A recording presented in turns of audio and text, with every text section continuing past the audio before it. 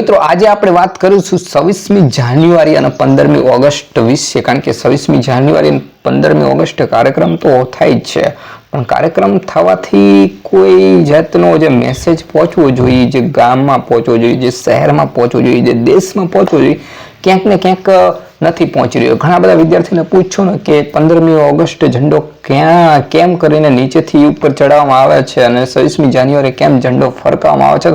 ઘણાને એ જ વિદ્યાર્થીને નથી ખબર. હાથનું ધોરણ લઈ આવી ગયો અને એ વિદ્યાર્થીને એટલી ન ખબર હોય કે ઝંડો કે શા માટે ફરકાવવામાં આવે છે, એ ન ખબર હોય કે 26મી જાન્યુઆરી શા માટે મનાવવામાં આવે છે અને 15મી ઓગસ્ટ શા માટે મનાવવામાં આવે છે.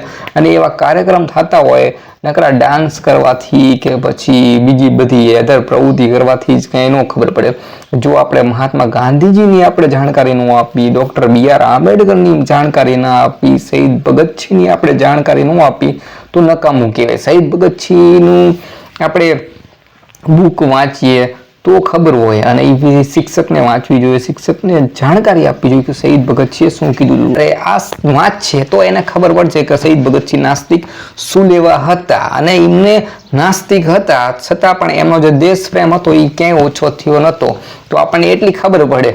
હવે આપણને તો એવું જ રેડી દે છે કે ભાઈ તમે હવન કરો, પૂજા કરો, પાઠ કરો અને એની અંદર તમારી દેશભક્તિ છે. એવું જો શાળાની અંદર જ આવી પ્રવૃત્તિ થવા માંડે તો પછી જે શહીદ ભગતસિંહે જે બલિદાન આપ્યો છે, જે દેશ માટે, જે દેશને આઝાદ કર્યો છે, એ ક્યાંક ને ક્યાંક જે વિચારધારા છે એ ખતમ થઈ જાય છે. એટલે કોઈ પણ હોય, અલ્લાહમાં માનતા હોય, ઈશુમાં માનતા હોય, રામમાં માનતા હોય, તમે તમારી પર્સનલ મેટર છે, તમે ગમે માની શકો છો, પૂજા કરી શકો છો, પાઠ કરી શકો છો, દરેકને આઝાદી છે.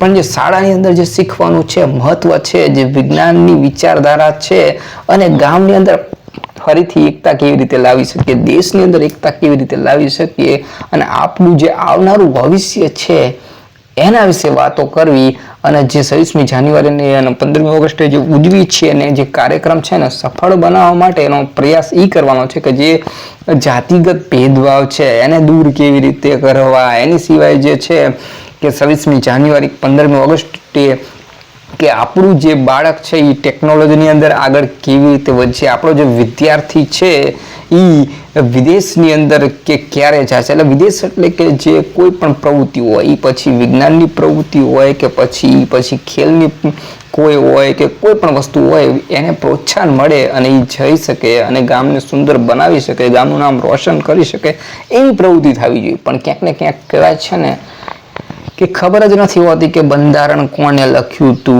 બંધારણ શું લેવા અમલ કરવાનો હતો, બંધારણમાં કોને કેવા હક મળ્યા છે, અધિકાર મળ્યા છે કે ભારતના જે કોઈ પણ નાગરિક વ્યક્તિ હોય તેને સમાન અધિકાર મળ્યો છે. એટલે કે જે રાજા છે એ પણ ક્યાંક ને ક્યાંક જે સૈનિક છે કે પ્રજા છે ને એ બધા હરખા જ છે.